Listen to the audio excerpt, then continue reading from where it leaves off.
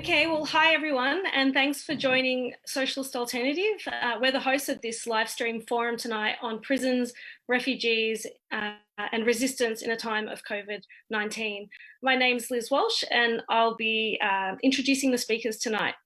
But before we begin, I'd like to acknowledge that we are, wherever you are, we're on stolen Aboriginal land. This land was never ceded. We'd like to pay our respects to their elders, past and present, and to recognise that this always was and always will be Aboriginal land. Now, COVID-19 is a threat for everyone, but this enormous health crisis and the subsequent global economic crisis are not being experienced in the same way by all of us. So if you're rich, you can get access to the very best of modern medicine. You no doubt live in a very large residence, and so you can self-isolate in comfort. And if that's not good enough, you can also get on one of your private jets and go to one of your many holiday homes. But for working class people, we're dependent for our survival on the severely underfunded public healthcare system, which in many countries around the world is quickly becoming overwhelmed. Many of us, millions of us, have been thrown onto the unemployment lines while corporations pocket billions of dollars in public handouts. Some of us are being forced to continue to work in industries that should be shut down. And for those of us that are essential workers that are key to making society function, and I'm not talking about CEOs or about investment bankers, but I'm talking about cleaners, healthcare workers, shelf stackers at supermarkets, public transport workers, many of us which are on low pay and in insecure contracts, our lives are being put in danger because our employers and governments are refusing to provide the personal protective equipment that's necessary to protect our lives. Now, the inequality of experience could not be more stark than when it comes to refugees and people who are imprisoned in Australia and around the world. Everything about the treatment of refugees in Australia is shameful. For years, people have been languishing in detention with no end in sight, many for 7 or even 11 years. They've been imprisoned despite committing no crime. They've been imprisoned in hellholes where the conditions are designed to break these people's spirit and are designed to force people to return to the danger from which they fled. Prisoners already face harsh conditions in the jails that they're kept in, which are overcrowded, and the screws who oversee them don't give a damn about their lives. So the capitalist state has always been an instrument of violence and coercion designed to hold ordinary people down and to keep the rich and powerful rich and powerful. But this brutality is exposed even more today in a time of COVID-19. In this period, detainees and refugees in camps worldwide face a huge risk of the disease spreading like wildfire through the camps and dirty facilities in which they're detained. They're denied the right to take the very precautions which healthcare workers are demanding all of us take, to self-isolate, to socially distance, to maintain good hygiene, because they're denied the very, any control basically over their lives. So tonight, we'll be discussing the need to fight in whatever way that we can for the health of refugees and prisoners, and also for their freedom. And also the need to challenge the racist law and order policies of governments around the world. And of course, we're seeing racist cops using the coronavirus to stop and harass vulnerable people, to stop and harass Indigenous people. We're seeing the way that the ruling class imposes their lockdowns. We'll also be taking a look tonight at the impressive resistance by some of the most vulnerable people who are on the front lines fighting to assert that their humanity matters, that their lives deserve to be protected. As I said earlier, this forum is being hosted by Socialist Alternative. We're a revolutionary socialist organisation in Australia. We're committed to organising against a system that thrives on oppression. And so if you're interested in finding out more about us, if you'd like to get involved, then I really urge you to fill out our Stay in Touch form. You can access that on our website, redflag.org.au/get involved. That's the best way to start. We'll be in touch with you. I'd also like to bring your attention to the Zoom discussions that we'll be holding straight after this forum. So on Zoom, in whatever city that you're a part of, we'll be discussing the themes and questions that are raised here tonight. And I really encourage anyone that's new to follow the link on the Zoom after this forum and to participate. Okay, so I'll now introduce our speakers tonight. First up, we have Aran Mylvaganam. Aran is the founder, or one of the founders, of the Tamil Refugee Council. He's also a refugee who fled from the genocidal violence in Sri Lanka as a teenager. He's always on the front lines when it comes to fighting for the freedom of refugees, but he's also a proud trade unionist. We also have one of Aran's close collaborators joining us tonight, Ben Hillier.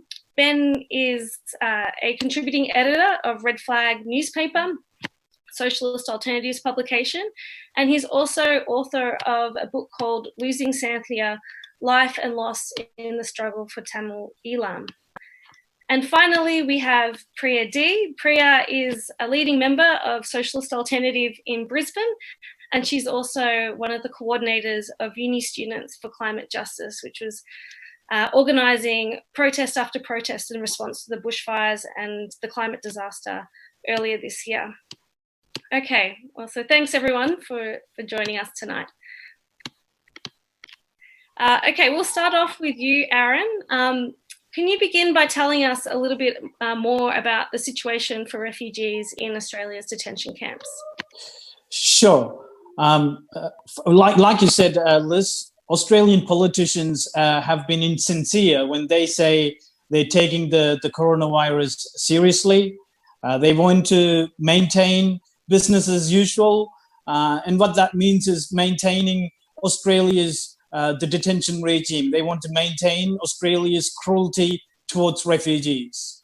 If they really took the virus seriously, if they took the pandemic seriously, detention centers would have been the first place they shut down. The doctors have advised the government to release the refugees as they are at higher risk. There is no room for maintaining social distance in these centers. Refugees are crammed in such a small place. There is no way for people with high risk to self-isolate. They're more connected with the outside world than we are. The circle guards, immigration officers, doctors, nurses, counselors, lawyers, food delivery drivers, cleaners, every single day, these refugees in detention come in contact with these people. It is almost impossible to stop someone in detention getting infected with this virus. And if one gets it, everyone will. The refugees in Mantra Hotel and in Kangaroo Point, they have been brought here for medical treatment from Papua New Guinea. All of them have underlying medical conditions. If these refugees catch the virus, it'll be quite serious for them. Now, in Maita Detention Center, there is a Tamil man by the name Rajan, who was initially locked up by ASIO and cleared in 2016. He has been detained there for 11 years. Last year, this man was diagnosed with leukemia. And if this man catches the virus, it'll be quite serious. And if he dies, it should be treated as a murder. We have refugees in Papua New Guinea. PNG government has declared state of emergency after the virus spread there as well. They're in a helpless situation. They don't have proper medical facilities to support these refugees. Australian government should be taking responsibility for these people on PNG. And then, every day we're reminded by our politicians that we're entering into tough times economically, and yet they continue to spend millions of dollars to detain Priya, Nades, and their 2 children on Christmas Island. Our politicians so far have maintained complete silence during press conferences. it's as if these refugees don't exist. Of course, this isn't unusual. Over the last 20 years, we have had a long history of Australia's barbaric treatment of refugees. And it's not just by the Liberal governments, successive Labor governments have carried out these atrocities as well. Times may be tough, but these politicians want to continue with their old ways. And then we have people on TPVs and bridging visas in the community. There's over 30,000 people in the community. Yesterday, the acting immigration minister clarified their JobKeeper and Job Seeker program. And he has basically called on everyone on temporary visas, including refugees, to go back to their home country if they can't support themselves. Someone should remind this minister that refugees have nowhere to go. There are thousands of people on the verge of homelessness because of our racist policies. Thanks, Aran.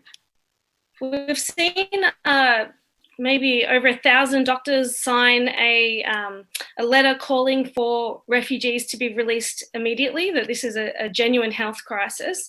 But also refugees themselves have a long history of being on the front lines, of fighting for their rights, of resisting, of hunger striking, and so on. And so I was wondering if you could tell us a little bit about how refugees themselves have responded to the dire situation that they're in. Yes, this country has seen so much resistance from refugees over the years, from the early 2000s to this day. While Labor and Liberals butchered refugees, people fought back through hunger strikes, riots, collective protests. We've seen the famous Mitre hunger strike in 2013 by ASIO-rejected refugees, riots on Christmas Island, on Nauru, people burned the place down, and the famous Manor standoff, which inspired so many people all around the world. And following that tradition, refugees continue to resist in detention. In response to this pandemic, we have seen protests by refugees in Mantra and Kangaroo Point in Brisbane. In Kangaroo Point, a Circle guard was tested positive for COVID-19. Right. And the refugees have become increasingly become frustrated over guards' failure to maintain social distance and their inability to maintain social, self-isolation. Just like prisoners all around the world, refugees in Australia are resisting, and that demands our solidarity. This week, Refugee Action Collective had to reschedule their solidarity action with Mantra refugees because police in Victoria have banned protests. It was going to be a car cavalcade with 2 passengers per car from the same household, and yet they have threatened Refugee Action Collective with thousands of dollars of fine. It was going to be a completely safe action compared to shopping centers, and like Liz mentioned, so many workplaces are continuing to operate under unsafe conditions for workers. Yet, the Victorian Police and Victorian Labor Minister confirmed that they will fine people if they went ahead with the protest. It's really outrageous. This protest has been rescheduled for Good Friday.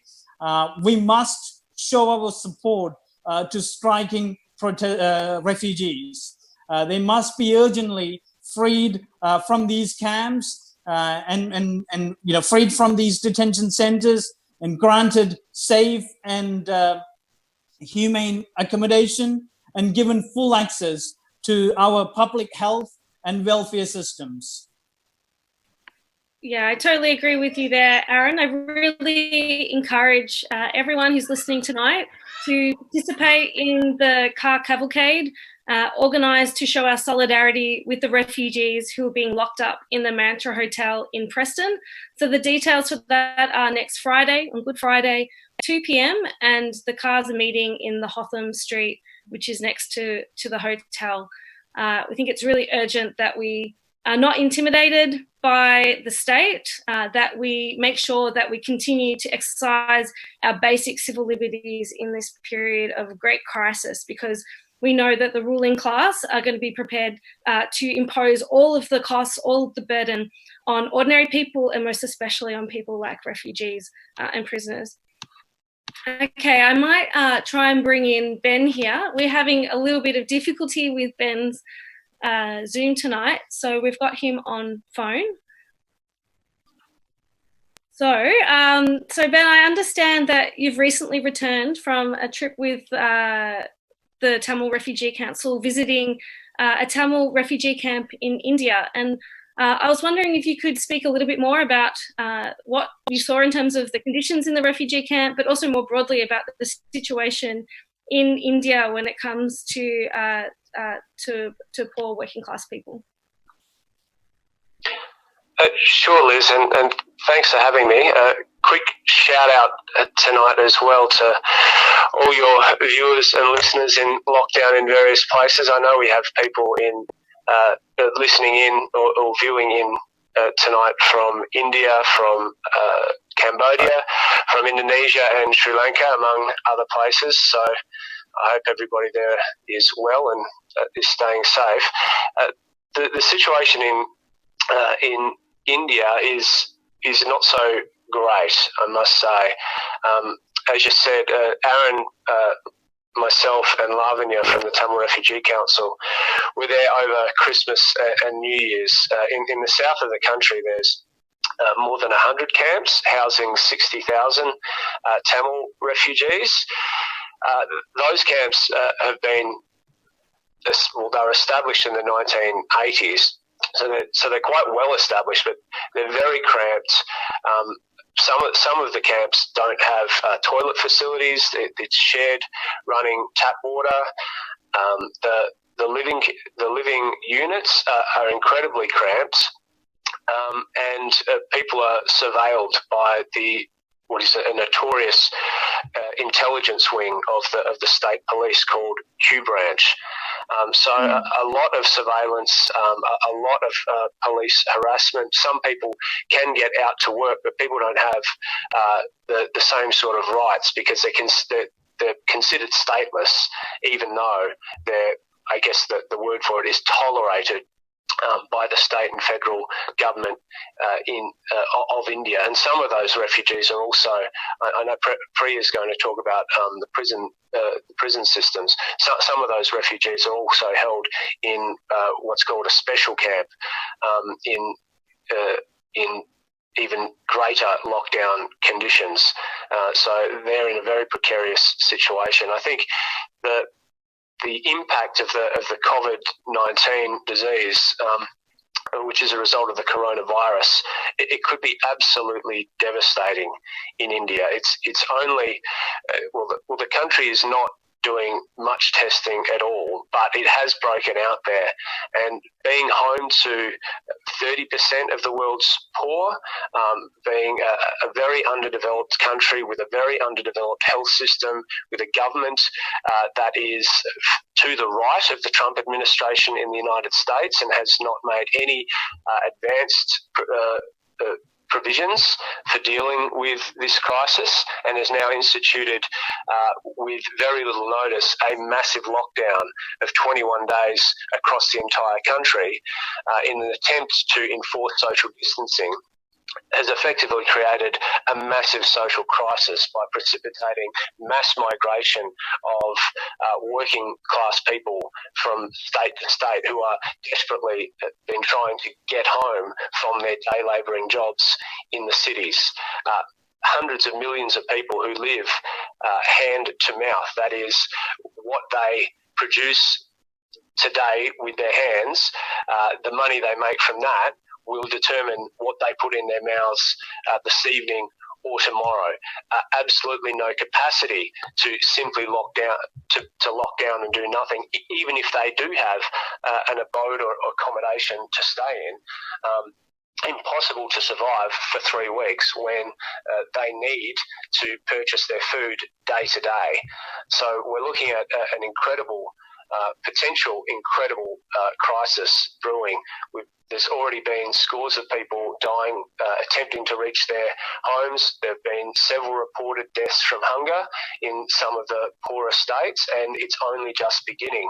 The supply chains of food have been disrupted, and while the Indian government does have one of the largest stores of grain in the world and will probably have to release it, there's a potential agrarian crisis with the lockdown because we're coming into harvest season in India. If people can't harvest their standing crops, or if we start to get crop failures, or if they can only harvest parts of them, or if they can harvest them but they can't transport the harvest, we're looking at tremendous suffering, hunger, possibly more starvation, potentially food riots, which have been springing up in other parts of the world, but a really dire situation, not just facing refugees, but facing hundreds of millions of people in India as a whole. And if this pandemic is anything like what other pandemics have been like, in India, millions died in the Spanish flu. If this really breaks out, we could be looking at more than hundreds of thousands of deaths if it breaks into the large slums in the major cities. And in these refugee camps in the south, as people have relayed to me over the last several days, the idea of social distancing in some of these places is a joke. The abodes are too small, they're hot, people are not used to being inside, and again, they don't have the provisions to simply shelter in place. It's simply not practical for people to do so. And if the choice is between the virus or food, people are naturally going to get food because people are not going to stay in the same spot and with certainty potentially starve to death, as opposed to risk the uncertainty of the virus by going out and attempting to get some rations or some money or some work so that they can continue to at least survive, even if struck down by illness. Interested in reading a little bit more about the situation in India, then I'd really recommend everyone have a read of Ben's latest article, which is up on the Red Flag website, on the dire situation in India, the catastrophe that's unfolding. And generally, I'd like to encourage everyone to get out a subscription to the Red Flag newspaper.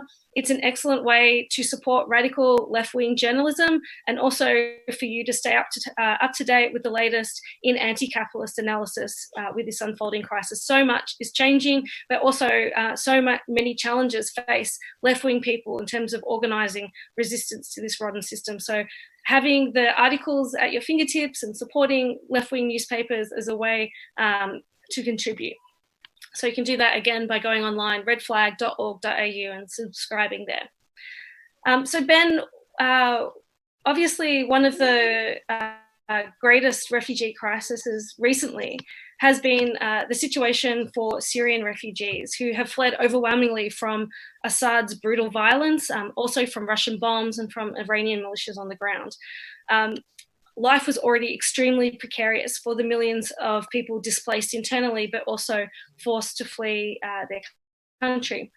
So I was wondering if you could talk a little bit more about what COVID-19 means for Syrian refugees. Well, it's not good, is it, Liz?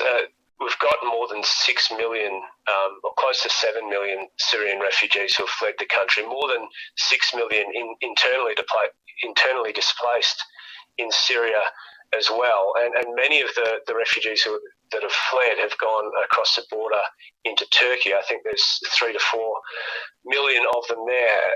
And in that country, we're looking at the deaths doubling every 3 days, I think now. The outbreak has reached Turkey. This wasn't a safe place for Syrian refugees, particularly in the first place. The country's got its own internal problems. So many people are attempting, of course, to get to Europe. And the situation there isn't much better either. People may have seen the Greek refugee camp on the island of Lesbos, just off the coast of Turkey. It's only 6 kilometres away, but it's a refugee camp that's purposed for 3,000, but it's got about 20,000 people there. If COVID-19 breaks out in some of these camps, which were already, places of destitution, freezing cold, one working tap for every 1,300 people, very unsanitary, unsafe, a lot of violence, a lot of outsiders coming in to take advantage of the vulnerable people in the camps, not the sort of medical facilities that people need at the best of times. We've already got women in labour, sleeping in freezing cold tents through the winter. So this virus, if it breaks out, and I guess it's not just Syrian refugees, it's refugee camps all over the world. When you've got a global displaced population of more than 70 million, and most of those people having to be housed or tented in huddles without the sort of sanitation that we are being told we need every 20 minutes in a place like Australia, washing our hands frequently, using alcohol rubs, staying 1.5 metres apart, not sharing eating implements, drinking implements, all of these things that are seen as a burden to us would be luxuries to people in many of these camps. So we hope and pray that if and when the virus does get to these camps all around the world, and in Syria, in Turkey, in Greece, which it will, we hope that the carnage can be limited in its extent. But it doesn't look good when you look at what's going on in Paris, in Madrid, in London, in New York, in the centres of global capitalism, where the best health systems are available, maybe put aside New York, but certainly in Europe, the best health systems in the planet are being overwhelmed, and we're getting bodies pile up at a rate of 1,000 people a day now in France. We can only imagine the worst case scenario for refugees in some of these squalid camps, and it doesn't bear thinking about, but it's something that those people are staring right down the barrel of at the moment. Well, I was wondering if you could talk a bit about, I guess, the situation that refugees face in trying to seek safety, because instead of being welcomed with open arms by the European Union or by the Australian state, by the US state, they're faced with militarized borders, with razor wire, with border forces that are prepared to use their weapons against refugees. Could you explain a little bit more to us about, I guess, the function of these militarized borders, the whole sort of setup, I guess, of the imperialist national states that are all about not allowing for freedoms, but are about protecting the interests of the few? Yeah, well, liberal democracy and humanitarianism, it's just a scam, isn't it?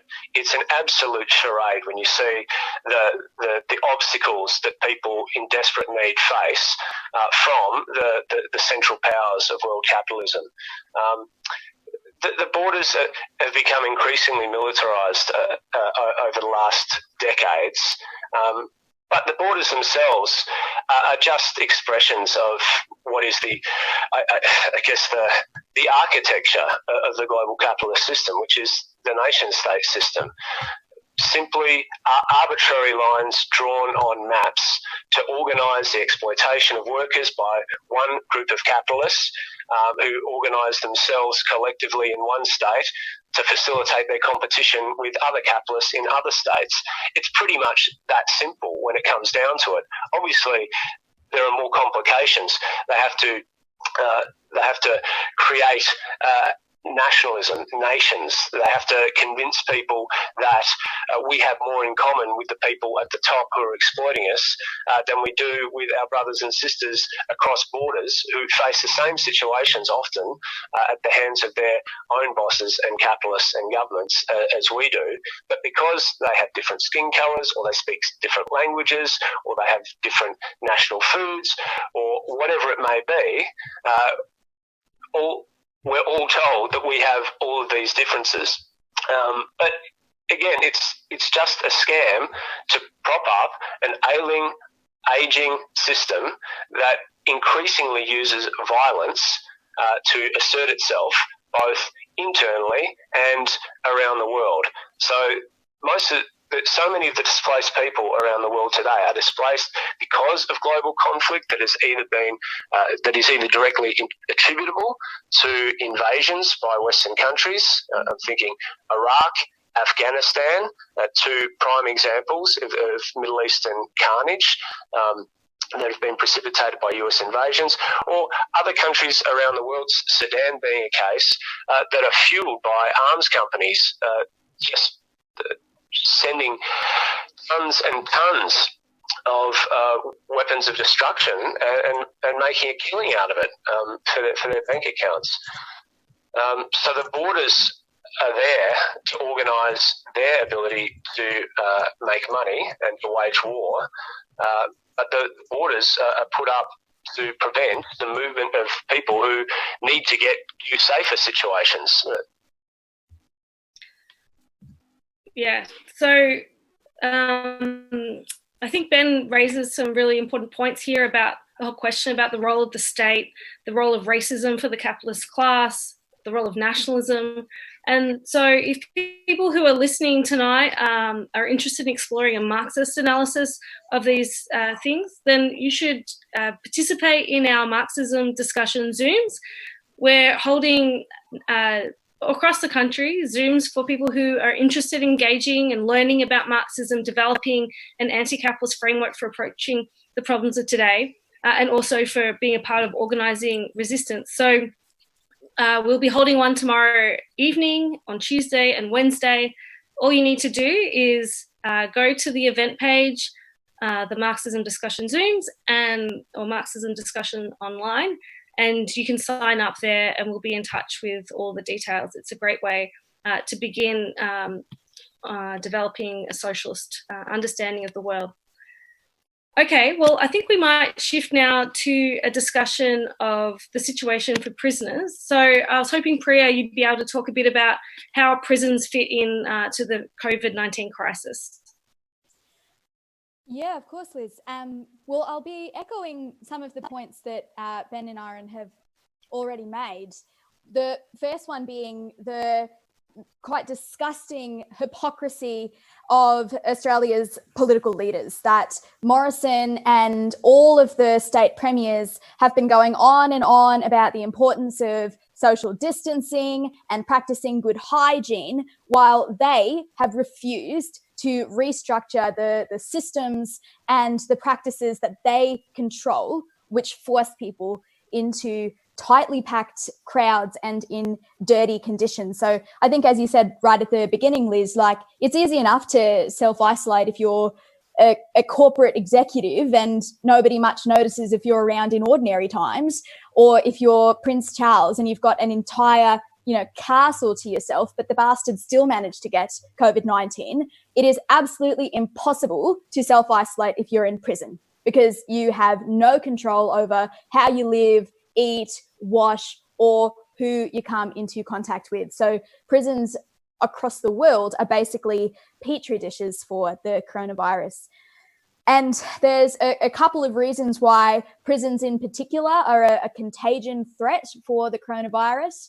Firstly, they are massively overcrowded because over many, many decades, the Australian state has made it easier for people to get arrested and harder for people to be released from prison. So while the rate of crime has steadily fallen, the number of prisoners in Australia, and particularly prisoners who are on remand, and being on remand means you have not been sentenced of a crime. You have not been found guilty. You're sitting innocent, most likely, behind bars. That has increased very much over the last couple of decades. So prisons are overflowing. In Australia, they're at 112% capacity. So they're overfull. And so the idea that you'll keep a 1.5 metre boundary between detainees is just it's beyond a joke, really. And of course, the Australian state, treats prisoners like scum. So Aboriginal people die in prison all too often, too regularly, because of things like prison guards refusing to take seriously urgent pleas for medical help. It's already very normal for diseases to spread rapidly through prisons. So a common complaint in the juvenile detention centres in Queensland is how frequently they get fungal infections because they can't clean, or they don't rather clean the showers regularly enough or properly.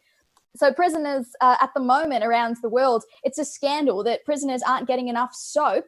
They share wash spaces with, many, many other people, and hand sanitizer, one of those essential substances right now, is prohibited in many prisons across the globe because it has alcohol content. So they're not even allowed inside the doors.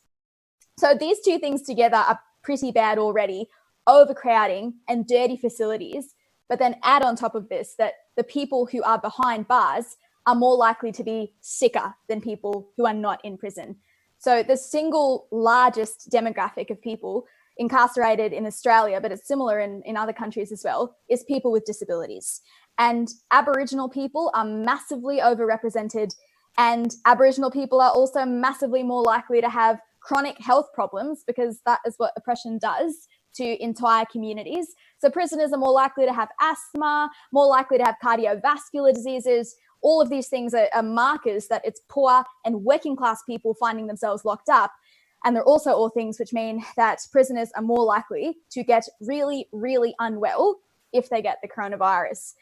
So all of those things are arguments enough in themselves for why we should call for the prisons to be shut down, for everyone to be freed. But let's be clear as well, if there's an outbreak of coronavirus in the prisons, it's not going to be contained to the prisons. Lots of people pass through these facilities, like Aran talked about earlier, with how many people pass through refugee detention centres. There's the guards, the cops, the lawyers, and also many, many thousands of people are held for short periods of time, like hours or days, in jails across the country. So if coronavirus hits the jails, it'll spread throughout the community. And actually in New York, which is, one of the places where coronavirus has hit the worst now in the entire world, some have described the state jails as being the epicenter of the epicenter. So what's happening then overall is that the government and the state has created and is now maintaining a potential health catastrophe. And as usual, it's poor and working class people who are going to suffer for it. Right. Well, I was wondering, Priya, what you thought of the calls for prison abolition and, what role you see prisons playing for the capitalist system. I definitely think that prisons should be abolished. They should be absolutely destroyed. Like, there is no decent society where human beings would be locked into cages all around the world. And in terms of the role that prisons play in the capitalist system, they play an extremely important one. There's a lie about the capitalist state that the courts and the police, they work together to uphold a universal common morality, and that it's just like the baddies, those who go against society, who have to be removed, have to be thrown into prison for everybody else's safety. But if you just look at what actually happens in these prisons and who's arrested and so on, it's absolute crap that is the role that prisons and the state play in this world. So all of these institutions, the courts, the cops, and so on, they're part of the tools of repression and the tools of coercion that are absolutely central to keeping the capitalist system running on a daily basis. They target the poor and the oppressed, either people who can't be productive in capitalism, which is part of the reason why people with serious mental illnesses and the homeless are massively overrepresented in prison, or else they warehouse away people who refuse to or can't carry out capitalist discipline. And altogether, the state upholds the general needs of the ruling class. And that's how you can understand how fucking racist the state is all the time. So Aboriginal oppression has always been central to Australian capitalism. And so capitalism's loyal servants of, the courts and the cops, they have always terrorized Aboriginal communities. And in more recent decades, the last few decades, the constant wars in the Middle East, the terror in the Middle East, and the corresponding Islamophobia to justify the warfare and the crackdown on civil liberties that's come along with the Islamophobia, all of this combined means Muslims regularly find themselves in front of a court for thought crime, basically. Not for committing a crime, not for planning to commit a crime, but for being suspected of perhaps intending to commit a crime in the future. People get locked away on that kind of spurious basis in Australia. So all of this is extremely political. And it's definitely not about a common universal morality, because there are some very dastardly people who will never, ever, ever face justice. So no Australian Prime Minister is serving a life sentence, even though every single one of them has overseen a genocide. The military generals and the presidents and the prime ministers who coordinate war crimes will never be behind bars. But the people who whistleblow about it all might be, though. And we've talked about the economy going to shit. It's going to hit people hard. And there are going to be corporate elites, they've already started, who will see millions and millions of people unemployed to safeguard their profits. The bankers will bleed people dry. And so this 1% is going to be responsible for mass misery, for the structural violence of poverty being imposed possibly on billions of people. But they will never be arrested. They're not going to get a fungal infection in an overcrowded cell, because everything they do is perfectly legal in the capitalist system. So prisons are evil institutions. Everyone should be for them being torn down. But let's be clear that what that actually means is a revolutionary challenge to the whole capitalist system, because the idea of reforming the prisons, reforming the courts or the cops, that's as ridiculous actually as saying you're for reforming the coronavirus or something. It's something that is fundamentally sick and wrong. These institutions are integral to capitalism and they can't be reformed. They need to be uprooted through and through via massive social transformation. Right on. And just like with refugees, prisoners have been involved in fighting back and resisting. And so I was hoping you could talk a little bit more about what prisoners have done to fight for their lives. Yeah. I was reading earlier today about someone people might know, George Jackson. He was a member of the Black Panther Party in the United States, and he was murdered by prison guards in 1971 while he was trying to escape from the prison. And he was a well-known activist, and his murder inspired a quite famous prison riot, the Attica prison riots. And one of the anthems of that protest was prisoners would say, "We are men, we are not beasts, and we will not be driven as such." And I thought that actually that quote sort of captures the character and the spirit of the uprisings in the prisons that have been taking place around the world in the last couple of weeks in response to the coronavirus. What we're seeing from Italy to the United States, Colombia, Thailand, I'm not going to talk about all of them, but the commonality is they're very political expressions of rage from the prisoners, and all of them have a determination that the people locked up will be treated like human beings and not just how the state does treat people, like pieces of meat that can be abused and cast aside basically indefinitely. So the prison rebellion was really kicked off with an uprising that took place in 30 prisons across Italy after the state announced that they would cancel all prison visits in response to the coronavirus. And you should be seeing an image now, which is from the La Modelo prison, where prisoners climbed onto the roof and it's not shown in this shot, but they unfurled a banner which read the word pardon. That was their major political demand, that they should be pardoned and released from the prisons.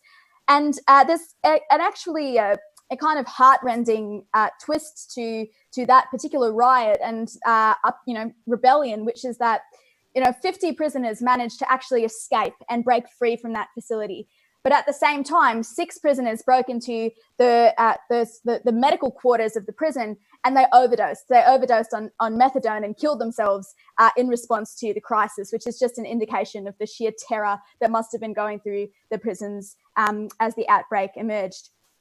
And the resistance in the prisons has been the most extensive in the American prisons, which probably mirrors the fact that the United States, probably the worst place on earth, incarcerates more people than any other place on the planet. And again, the resistance is extremely political, and it's worth making that clear. It's not just random outbursts. People understand what the government is doing to them, why it is happening, and they have clear arguments as to how they need to be protected. So again, you should be seeing now, I thought I'd display an open letter that was written by prisoners in a Texas jail, which is highly, highly political. And it shows something like these people don't have fancy lawyers who can represent them. They've got a scrap of paper and someone who can write to put their thoughts together. And there's a line from that open letter that stuck with me, which was, until under this situation, it is impossible to stay calm. People are panicking, and nobody wants to die in jail. And among the prison uprisings, there's been a lot of solidarity.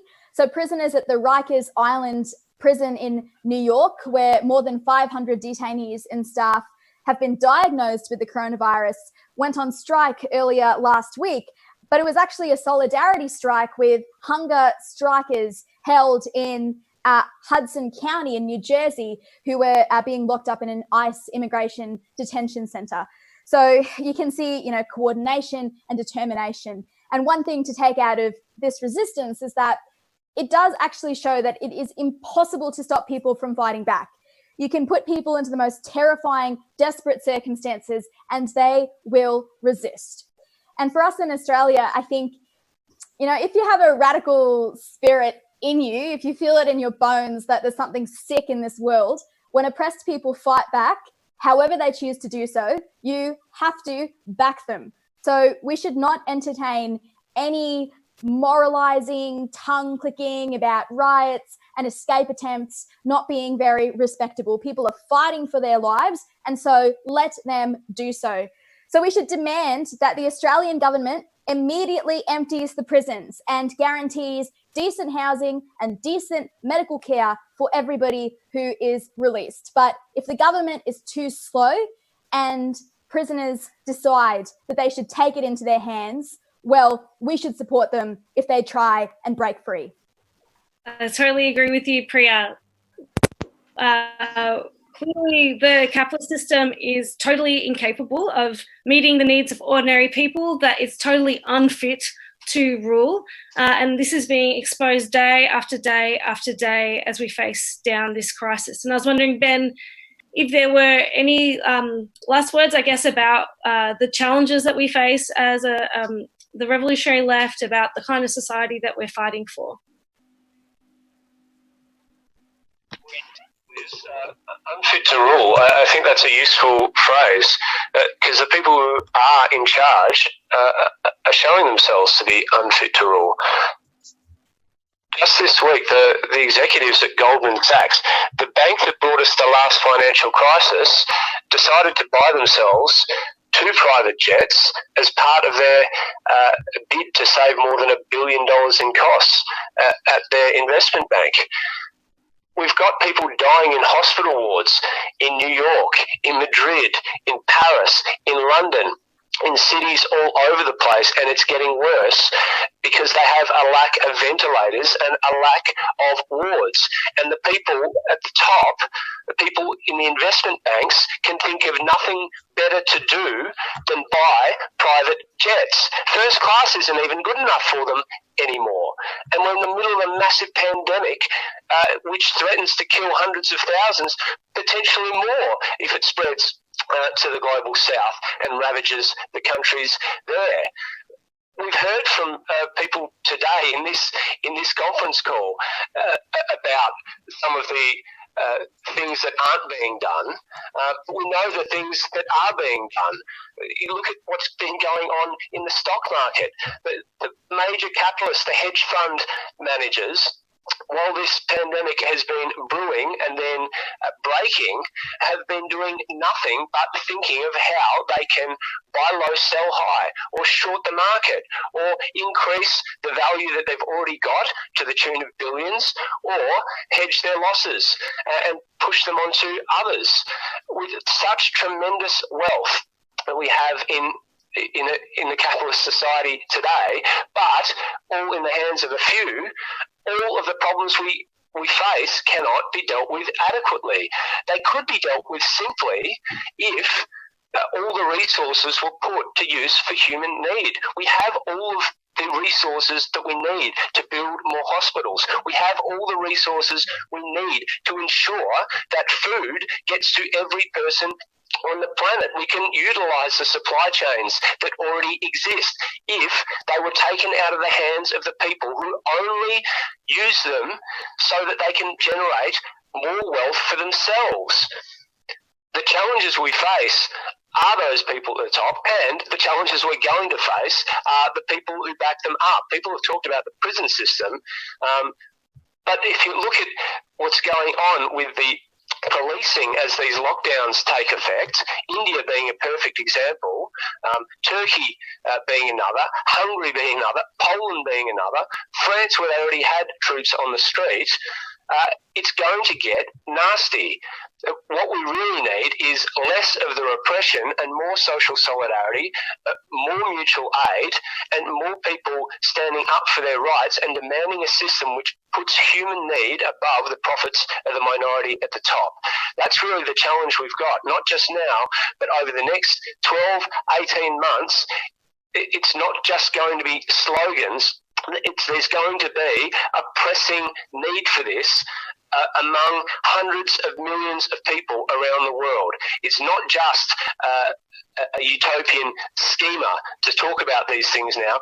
Governments are having to move in the direction of intervention because of the scale of the crisis already, even though it goes against every base instinct of the people at the top of the society to have governments intervene to attempt to give some semblance of order to a system which is turning into total anarchy, with the largest economic crisis that we've potentially seen in the history of capitalism.